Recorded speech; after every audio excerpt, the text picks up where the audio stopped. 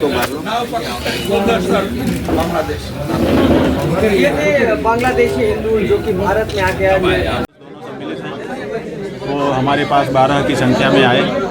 आकर के उन्होंने बहुत अपनी करुण कथा बताई, कितने कष्टों से कितनी परेशानियों से इस समय वो लोग गुजर रहे हैं।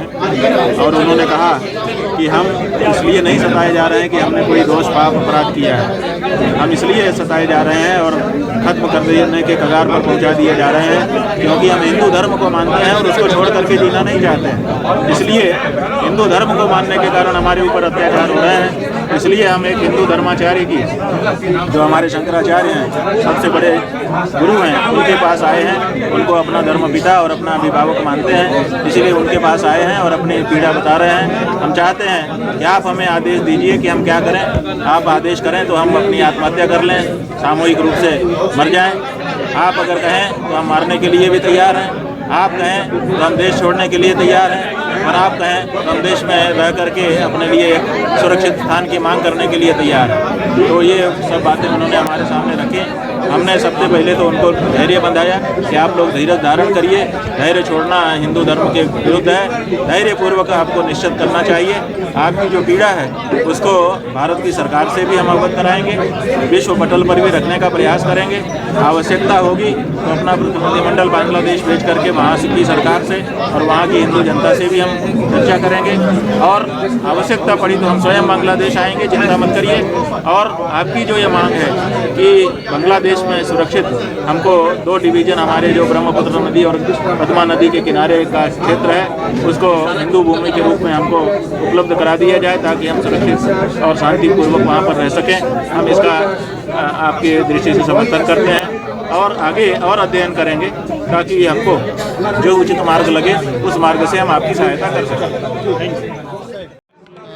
जी, अपना कहाँ क्या स्थिति है इस समय? आप बांग्लादेश से आए तो वहाँ क्या स्थिति है इस समय जो है? बांग्लादेश का स्थिति अभी बांग्लादेश में जितना भी हिंदू है सबका अंदर एक डर है, हमें कभी भी कुछ हो सकता है और हमें बचाने के लिए किसी से भी मदद नहीं मांग सकते, ऐसा हालत है। सबका अंदर ये डर रहता है। जो आदमी लोग बांग्लादेश का अपना घर परिवार छोड़ के बाहर काम कर रहे हैं उसका हमें ये डर रहता है मेरा घर में कभी भी कुछ हो सकता है, और जो उधर रहता है उसके ऊपर भी ये डर रहता है हम किधर जा रहे हैं, ऑफिस में किधर भी कुछ काम करने के जा रहे हैं, वो कभी भी किसी के ऊपर भी अटैक कर सकते हैं। उनको कोई रीज़न नहीं चाहिए, बिना रीज़न में किसी के ऊपर भी कभी भी अटैक करता है। अभी बांग्लादेश में हिंदुओं की संख्या क्या रह गई है जो है? बांग्लादेश में अभी तक 2 से 2.5 करोड़ तक हिंदू होगा, 2 से 2.5 करोड़ तक हिंदू होगा।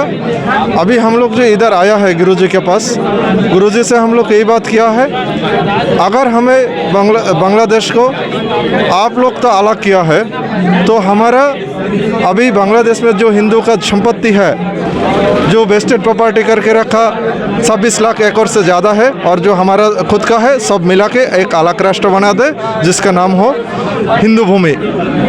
महिलाओं के साथ किस तरीके का अत्याचार वहाँ पे? महिला का साथ में बहुत गलत हो रहे हैं, बहुत ऐसा घटनाएं आ रहे हैं जिनके साथ में दुष्कर्म करने के बाद भी वो महिला लोग थाना में किधर भी शिकायत करने के लिए नहीं जाता है। अगर शिकायत करने के लिए जाएगा तो उसको जान से मार डालेगा, इसी डर से उन लोग थाना में नहीं जाते और किसी के पास शिकायत भी नहीं करता है। इससे आप भी चेहरा छुपावे, कहीं डर है आपको? वो तो ज़रूर है। अभी हम लोग इधर आया है, ये चीज़ तो उन लोग को पता चलेगा, मालूम नहीं मेरा फैमिली और हमारा बांग्लादेश में हिंदू लोग को किया होगा, ये चीज़ मेरे को भी मालूम नहीं, हमें भी किया होगा ये भी मालूम नहीं। तो अभी भारत में ही रहेंगे आप लोग?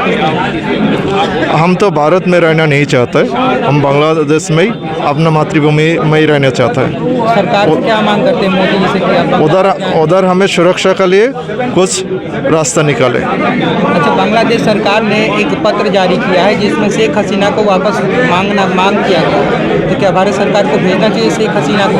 अगर शेख हसीना को भारत शुरू में नहीं लाता तो हिंदू के ऊपर इतना अत्याचार नहीं करता एक साथ में, क्योंकि वो शेख हसीना को भारत में आश्रय दिया है, इसलिए बांग्लादेश का मुस्लिम लोग सोचता है हिंदू का दोस्त है शेख हसीना और हिंदू लोग का दोस्त है मोदी।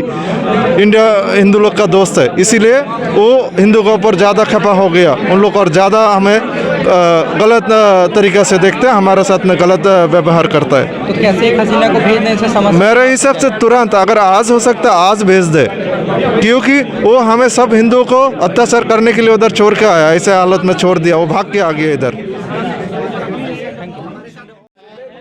क्या स्थिति है बांग्लादेश की इस समय जो है, आप वहाँ के रहने वाले हैं? हिंदू का लिगे वो तो ये है जे उन लोग रास्ता में वो मिছিল करके बोलता है जे একটা ইসকন ধরো, ধরে ধরে জবাই করো। That means you catch one ISKCON devotee and kill him, and the government is keeping silent. Otherwise, on the other hand, they are blaming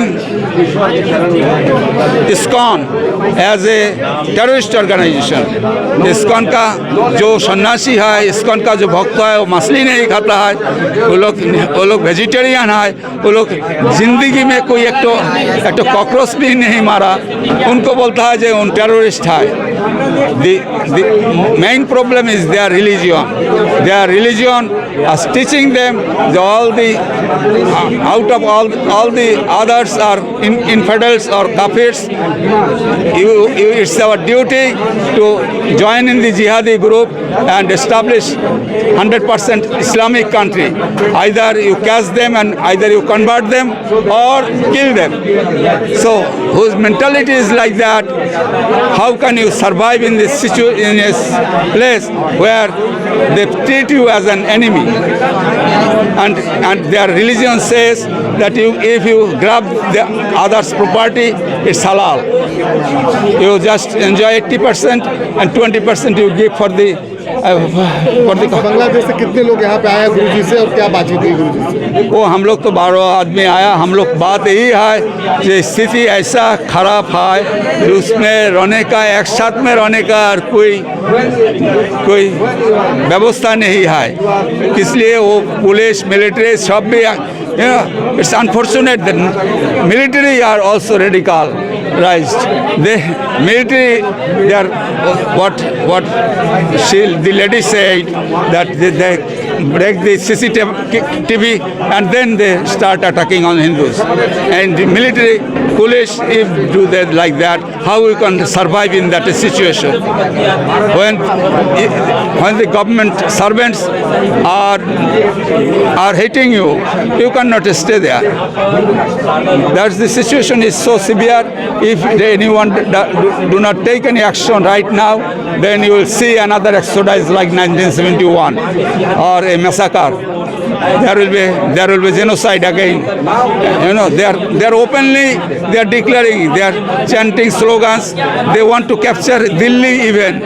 I am telling you, they put the flag of India's flag on the entrance door. All the students have to pass through the step through the Indian flag, and they are chanting it and openly. It's not that they are hiding it. They are openly declaring.